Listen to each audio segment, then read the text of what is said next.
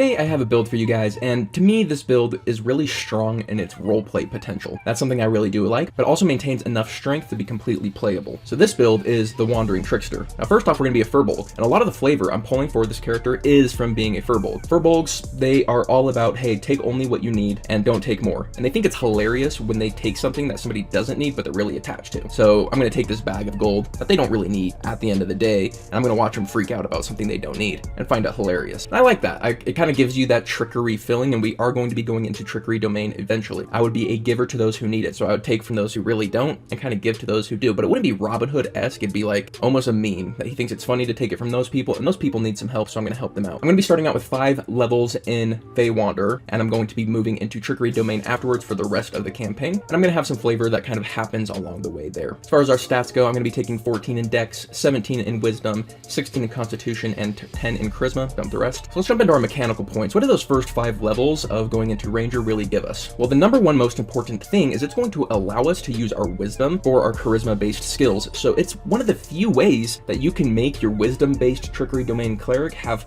a high Charisma face skill. And to me, what Trickery Domain doesn't want high Deception? Like, that gives us so much more to play with as a Trickery Domain. On top of that, it's also going to let us be more of a Martial. We're going to get multi-attack, and I'm going to mix that with the Druidic Warrior to get Shillelagh, and so that we can do a full Wisdom build. We basically take 14 Dex to have our medium armor be as good as it can be, but past that, Wisdom is covering everything. It's covering our attacks, it's covering our face, and it's covering our spellcasting. That's why I love the Fey Wanderer. It's my favorite ranger by far, because it really enables us to just be super efficient with our stats. I'm going to mix this staff that we're holding with the shield, so we're going to end up probably at 18 AC, because we're going to be sneaky, let's be honest. So taking Breastplate is going to be the way to go for us. Also, Firbolgs give us some illusion magic before we even really get into the trickery domain, so we can go invisible and we can change the way we look. I like changing the way we look with our naturally high face abilities so that we can actually be a social beast. I really like that this character can do that. On top of that, we're really great with animals. We have advantage on our charisma checks. We have great charisma, and we can talk to them directly as a Firbolg. So it's gonna be very reasonable that we get animal companions with this character. We're gonna want to pick up a wisdom half feat. I know Fey Touched makes a ton of sense here, but I'm actually looking at Shadow Touched. We already get Misty Step by being a Fey Wanderer. We get that at level 5, so I'd rather pick up invisibility here. And then I'm going to mix it with Silent Image for more trickery stuff we can do.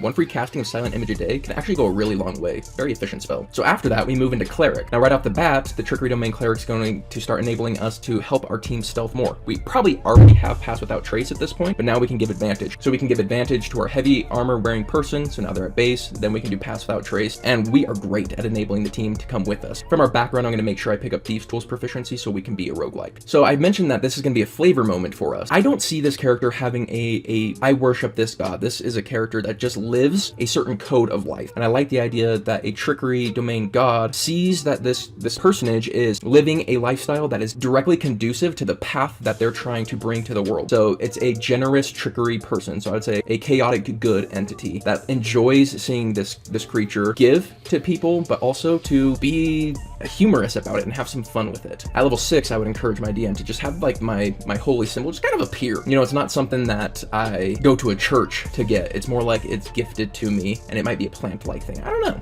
I think there's some fun to be had there. Our duplicate will mostly be used out of combat for fun shenanigans. I don't love the duplicate in combat. There is some synergy where we actually might be able to get some advantage from using it to give us advantage. We are an up-close martial, which is unusual for a trickery domain cleric, so we might get more out of that feature than normal. But I mostly see us using it to trigger traps and to fool people and to make it go one direction while we go the other. You know, playful stuff. I still like the feature, it's just not a very good feature. I think enhance ability already on top of our charisma, that is fantastic, is going to make us an insane face for an hour. We can just go through life and just be super charming. So enhanced ability is definitely gonna be something I pick up. I've played a face many times and I was always like, hey guys, cast enhance ability on me. Well, this character can do it on their own. At level 10, we're gonna be picking up Spirit Guardians. Spirit Guardians isn't as crazy as it is as at level 5, but it's still gonna be solid, and it mixes well with our Shillelagh attacks. So our damage output can really go to bonkers levels. And then Cleric further enhances our melee strikes once we get our Divine or Blessed strikes. Probably gonna be going with the Radiant version. So at the end of the day, what makes us unique? Well, we're a face gift. gish on the likes of basically Hexblade. I don't know of many other base gishes. And so we get to do something that Hexblades get to do, which would be incredibly charismatic while being able to be a melee fighter with some awesome spells. That's a niche not many people can hit. And then instead of having Hexblade spells, we get Cleric spells and Ranger spells. I think those are a lot cooler than Warlock spells a lot of times. We're going to have melee options, we're going to have ranged options, we're going to have good wisdom, we're going to have good dexterity, and we're going to have good constitution, so all of our saves are solid. We have good stealth and good skills outside of combat. So overall, it's a very well-rounded character. I can't say that there is like an explicit weakness, other than the fact that we've multi-classed means that our spell progression is going to be behind our counterparts. So our Spirit Guardians isn't going to be doing as much damage as, say, a straight Cleric, but I think it's a worthy trade to let go of some of that mechanical damage output in return for being able to face as a Trickery domain Cleric. I think that's way more important to me. But what do you guys think? Let me know in the comments down below, and let me know what other cool face gish builds you guys can come up with. But other than that, hope you have yourselves an amazing day. Love you guys, and I'll catch you on the next one. Peace.